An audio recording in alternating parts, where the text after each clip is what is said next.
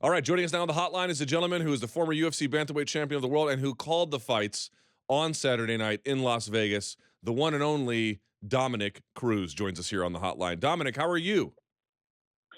I'm good. How are you, Luke? I'm doing well. Thank you for making time for us today. I really appreciate it. Let's get down to brass tacks here a little bit. Were you surprised that DC won as, frankly, as easily as he did?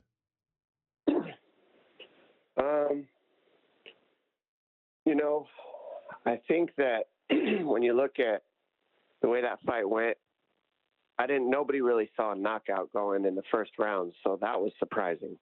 But the fact that he won, not really surprising. Just to get a knockout in the first round, that was pretty cool for him. All right, so you talked a lot, and you always talk a lot about the underhooks. In the final sequence, he was driving a left underhook, and that's when, like right after that, he threw the right hand. What's the issue there? Is that the underhooking, was it a distraction to him? Does it provide an anchor for punching? What is that, merely coincidence between the two? What's the role there of that underhook? Well, what I encourage you to do, Luke, is go back to the very beginning of the fight, to the very, very first sequence. And you see Cormier is already looking for this setup. And this is one of his things that he's used throughout his entire career. But I think that he assumed that it was going to work extra well against Stipe. And you could see he has a natural gift to where he can feel things and then just flow instead of overthinking it. And right off the bat, Stipe came across the fence and started punching combinations. And what you do is you grab the top of the head and you grab overhook on the other side or underhook on the other side. And what that does is it gives Stipe the underhook, but it also allows him to grab the uppercut and fire on the opposite side. So it's kind of a weird feeling for Stipe. Most people don't give underhooks like that. Most of the time it's like there's a fight there. So he pretty much gave Stipe his back, but then ran to the fence. And all that does is it keeps him from getting punched, and it allows him to be in the grappling transitions where he can start making feels on the openings for Stipe as the fight will move on in that clinch.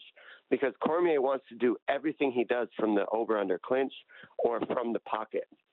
If he stays at distance and at range with Stipe, it's bad news. So what's really intelligent about it is by giving the underhook, you're basically telling Stipe, here's the position, take it. And so Stipe won't steer away and go back to space. He'll stay connected to DC where DC wants him instead of punching him from the outside with his size and range and length. So it was really intelligent because it was a trap. The whole thing was a big trap. DC just wanted to grapple with Stipe to get the feel of the Greco. Now, in that last sequence, it's not that DC was driving the underhook. He gave the underhook. So if you watch, you'll see that he's right back to that very first sequence that the fight started out with, where he pretty much puts that left hand almost on the back of Stipe's neck. And by doing that, he can switch to an uppercut on the right with the right hand if he wants to. But what Stipe did is what most people would do. He went and tried to jack the underhook up because that's how you gain control on a shorter man. DC limped arm Stipe when he tried to jack him up. And a limp arm is like when you just like sag the arm back through and you come around the waist of Stipe. By doing that, Stipe has to move away from the tight waist that DC grabbed, because if DC grabs that tight waist, he now has a sequence to throw Stipe. So as he walks away from the tight waist of Daniel Cormier, he walks into the right hand of Daniel Cormier, which actually makes it more powerful and harder to defend. It's just dirty boxing 101 with Greco-Roman wrestling. And it was just in fluidity, and it was beautiful. It truly was. What a great explanation, Dominick. But here's my question, and this is going to be a dumb question, but just humor me for a second. If DC even talked to the Fox Sports crew ahead of the fight, saying the guy keeps his hands down, exiting the clinch. Now, it's one thing to notice it; it's another one to act on it. But if DC had noticed that, how come no other opponent had ever been able to take advantage of it, or even really try? Like, why is everyone else trying to strike with him on the outside? Well, all right, excuse me, what's the one style that there's two, not one, but two multiple weight class champions? And that one martial art would be Greco-Roman wrestling. You got Randy Couture and Daniel Cormier. both are 2 division champions, and they both have the dominant style, first art of Greco-Roman wrestling at an Olympic level. So that's the missing link with everybody else in Stipe. The Greco-Roman wrestling stops Stipe from being able to throw combinations, and nobody else wanted Stipe to grab a hold of him because he can wrestle so well. DC wants Stipe to grab a hold of him so he doesn't punch him. So it was actually a completely different style matchup because of that. The Greco-Roman wrestling puts comfort against Stipe where nobody else was comfortable, and that was the opening for the win. Okay, that makes a lot of sense. So what is your estimation about best wrestling styles for MMA? I mean, maybe the answer is whatever somebody can make work, but it sounds like you believe that Greco-Roman has been, undervalued as a weapon inside the sport? Yes and no. You got to remember that has to do with weight class as well. So you can't just say Greco-Roman wrestling across the board is the best. All martial arts are awesome, but you got to look at which martial arts dominate which set of weight classes. And in Greco-Roman wrestling, it's a huge tool for anybody in 205 and up, in my opinion. If you're 205 pounds and higher, you should be a specialist at Greco-Roman wrestling, because how much time do those guys spend in the over-under clinch or up against the fence or just grabbing a hold of each other in general? It's probably at least a third of the fight. So if you get super good at in that clinch position as a 205 or as a heavyweight, and you're highly specialized at it, I mean, you already have a third of the fight in the bag. Now you just got to fill in the rest of the gaps around it. That's what DC has as a heavyweight at 14-0 now. Interesting. Yeah, because we had Joe Warren, world champion, and he had a lot of success in MMA, but maybe not quite at the level of a Cormier or a Couture, right? Right, which was still really good. I mean, you could see how effective that Greco-Roman wrestling was, but in the lighter weight classes, we move our bodies so much more dynamically because we're so much smaller that the legs become more of a factor. Takedowns, watch Demetrius Johnson at 125, and then watch Daniel Cormier at at heavyweight, and you see the way the grappling transitions are different. At 125, it's a lot of leg attacks. There's very little Greco-Roman wrestling. If you're in the over-under clinch, it's knees in the clinch, so it turns into Muay Thai. But at the heavyweight division, the clinch doesn't really turn into as much Muay Thai. You're not getting in as many knees. You might get a knee here and there, but realistically, you're pretty much, those guys are so strong, so heavy, that they're pretty much staying in that over-under and just pummeling. So that allows more effectiveness of the Greco. Whereas at flyweight, you got duck unders, you got elbows, you got shuck buys, you got knees, you got fake a knee to a shuck by, there's just so many different transitions when you get into the lighter weight classes that it changes the style. But yeah, Greco is effective for all styles, period. That was something I used to fight Demetrius Johnson. Right, because you were able to dominate him when you guys got in close range, get the takedown, maintain it, but you were able to sort of hold him to a degree that no one else has been able to do. Yeah, that has to do. Well, first you gotta be able to get a hold of the dude. I mean, the dude's lightning. So, I mean, first you gotta grab him, but that's part of the equation, And then there's more to it. But realistically, Greco is a huge tool against that man. So let's talk about this theory that I'm positing anyway, which is that watching the power of Daniel Cormier come to life at heavyweight, I knew it was there, but I'd forgotten about it too, right? I mean, I needed a refresher, and sure enough, it's out there. Do you think that DC versus John Jones is a meaningfully different fight at heavyweight versus light heavyweight? Not saying the outcome is necessarily different, but that the fight could be a lot different. Yeah, I mean, why not? But you got to remember, John Jones can be a heavyweight too, so who knows how he's going to look at heavyweight. Yeah, I mean, that's easy to say. It's almost so broad, Luke, that it's yeah, of course it'll be different, Right. It's if those guys fought again at 205, I think the fight will be a little bit different, and just that now Daniel's got some serious confidence under his belt. But you got to really look stylistically more than anything, Luke. You really do, because John Jones stylistically, just the fact that he can switch to southpaw and throw kicks, that one thing alone is a huge, huge, huge difference from Stipe Miocic. Just that. and then you add the fact that he throws the front teep kick to the knee, that stops any Greco-Roman pressure, any over-under clinch, anything that Cormier needs in order to be competitive and to create those dirty boxing scenarios, which are his gift. John Jones uses that strike, and that completely kept the range exactly where Jones needed it. So there's just certain tools that Jones uses that nobody else does in the heavyweight division, and there's certain dynamics that he has that aren't rebuilt anywhere in the heavyweight division, like switching stance or basically throwing kicks even there for the most part. So those two factors alone just completely changed the fight for anybody on earth. That's a great point. So the idea is that if he's standing in a southpaw position with a right hand lead and he's using kicks as well, that either eliminates or reduces the ability for Cormier to set up a collar tie, which he does from that left side. Well, no, it's it's more about the way that Daniel Cormier defends strikes. He leans. He's a leaner. So he leans right, he leans left, and he does that because of boxing. That's many, many boxing rounds. The problem is the lean is what got him kicked in the head. And that lean is even more of a lethal defensive movement against the southpaw John Jones because of his left high kick. He leans right into that left high kick. Are you understanding where I'm going with this? Yep. Now I'm putting it together in my head. That makes sense. Yes, absolutely. Yeah, so it's not really that Jones switches to southpaw and throws kicks, and so Cormier can't clinch with them. It's the fact that he can't clinch with them because Jones can wrestle and did Greco first of all. Then there's the fact that he can't get close to Jones. Why can't he get close to Jones? He uses the front teep kick to that knee. Anytime Cormier takes a step forward, he chops that knee. And then if he gets past the chopping the knee, now he's got to get through the hands of Jones, which sets up the left high kick for Jones. Because if Jones starts throwing his hands, what's Cormier going to do? He's going to start leaning. When he starts leaning, the kick follows and it lands. And that will always be a symptom of Cormier's style. I mean, you saw that's what got him knocked out against Jones fundamentally. And he still did it against Stipe, but Stipe only boxes.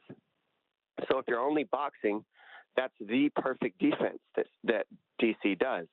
Unfortunately, it's the worst defense for a kickboxer. Got it. Okay, that is very clarifying. Hey, Dama, there's another fight on this card I want to ask you about. It was the Anthony Pettis-Michael Chiesa fight. There's this argument being made and floated around, and even Pettis himself acknowledges it's pretty clearly true, which is that he's got all these submissions. He has 7 off of his back, which is the most ever in UFC Strikeforce Pride and WEC. A pretty remarkable stat. And he even acknowledges a lot of that comes from his hands. He gets guys hurt, and all of a sudden, it's a new world. I acknowledge that, but I also feel like it's fair to say he does have a very quick, dynamic guard that gives people problems, yes, when they're hurt, but even not when they're hurt. Yeah, so are you asking me to agree with you, or are you asking me a question? Well, if you disagree, by all means say so, but that's sort of my position.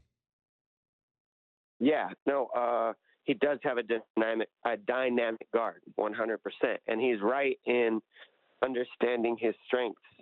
But what really impressed me about Pettis when I talked to him was his understanding of where he needed to change in order to be successful again. I mean, it just showed he put a lot of time and thought into this. It wasn't just, it's hard to come up with the adjustments that Pettis made to win that, and then to actually go out and believe in it and do it. It's one thing to talk about it, but he actually believed in it and did it. And that is, I need to get back to submissions and kickboxing. That's what got me the wins. It's just that when you face that one matchup that out-grapples you and holds you down and you can't get the submission that you've been getting, you soon realize, well, shit, if I could have wrestled, then I could have stayed on my feet, and then he wouldn't have stuffed me in the corner and stopped all my submissions, and then I would have had a chance to knock him out. But then Pettis could just go forever, like, oh, but I could have submitted him if I would have focused more on my jiu-jitsu instead of focusing on defending the takedown and standing up. So it's like you can go in circles. So the key is, and this is what impressed me about Pettis, is making the adjustment of just picking one, believing in it wholeheartedly, sticking to it, and then follow through. And he did that. It was believe in my submission game, believe in my striking game, believe that my striking game is my wrestling defense, and believe that my jiu-jitsu game is my wrestling defense. And those two things become his wrestling defense instead of focusing on wrestling defense, because wrestling defense was never part of his arsenal. So it changed his style altogether. It made his offensive striking different, and it made his offensive submission game different, focusing on the wrestling defense. So he let go of that part and said, I'm going to use my offense as defense. And that was a nice, smart move by Pettis to make that adjustment and just finally understand it. It took how many losses for him to really admit that and say that and kind of dumb down fighting is what he said. He said, I just got to dumb down fighting. It's not as complicated as I made it. I started winning. I got on the Wheaties box, and I hired a nutritionist, and I got this specialist and that specialist. He's like, it's just a fight. And, I feel like as you get older in this sport, more of a veteran as he is and more just understanding in time, you realize that it's just a fight, man. Like, if this guy shows up outside my lawn right now, I'm not going to have somebody check my body fat before I knock him out. I'm just going to walk out in my front yard, hit him in his face until he goes to sleep, or submit him, or whatever I got to do. And sometimes as fighters, because we got 12 weeks to think about this specific matchup, we overdo it. And Pettis made a nice understanding that he just needed to dumb it down and get back to WEC Pettis, and he did it. I'm happy for him. How long did it take you because it sounds like what the issue is as an identity as a fighter, like, okay, what kind of fighter am I? What kind of fighter do I want to be? What is my style? How long did it take you in the course of your professional career to figure out this is who I am and this is the path I'm going to take? Yeah, well, fortunate for me is I understood that right off the bat. The thing that I do is I'm good at giving credit where credit is due and then making adjustments around the credit that I give to somebody else, or trying to take those things from them and use them as well. Because you can't really adjust until you know what they're good at and actually truly give them the credit they deserve for it. So for me, I knew the things that I need. I know the things that I got to do in my style. I know my gifts. I know my strengths, and I got to stick to them. From there, it just comes down to really making sure that I just stick to the game plan that we set, because they have to adjust to me. Fair enough. One more fighter I wanted to ask you about very quickly, if I could. Israel Adesanya over the weekend. Again, you probably know this a lot better than I do, but it was just remarkable to me. Years ago, Dom, you saw a lot of really good strikers. They could stop the initial takedown attempt, but they'd be just glued to the fence for minute after minute after minute. His ability to extract himself from those situations, it resets all the action. It allows him to do what he does. I'm wondering what your biggest takeaway was from the Adesanya win over Tavares. Well, really, I mean, you just know that he knows that these guys got to grapple him. So if you know that somebody has to do one specific thing to beat you, it really makes fighting a lot easier. And the truth is, people have to gain the respect on the feet from Adesanya before they're ever going to be able to out-grapple him from now on. And that's just the way it's going to be. Because if you're going in there thinking I'm just going to out-grapple this one-dimensional fighter, it's much easier to stop a takedown time and time again if you use the right offensive striking and the right offensive pressure than it is to attempt takedown after takedown and not succeed. Because the more takedowns you are not successful at, your power bar goes down and you're going to take a lot of damage, because it takes more energy to be offensive on a takedown than it does to defend a takedown, generally speaking. So what happens is Adesanya can get you to shoot after those 3 shots. Now he's got all this energy and he's going to piece you up really bad because you wasted it all trying to grapple him. And now you don't have energy to strike with him now. So it's playing the fine line with Adesanya. You gotta strike with him and gain his respect, meaning hit him as hard as he hits you. Don't take too many steps back. Make sure you're sharp. Make sure you're hitting him. Make sure you're hurting him. Make sure you're doing things on the feet. Only then will your grappling be successful, because he has to worry about your striking first. And what's the word with you, Dom? I know you had an injury. I'd be curious to just get an update, if we could, how things are going, how you're progressing, and what the situation is today. Well, I'm progressing. It's this arm. What happened is I broke my arm and the bone didn't shift. So since it didn't shift, I didn't get surgery right away. They said, the bone will fill in the gap on its own. It will heal and everything will be okay. 3.5 months later, that did not take place.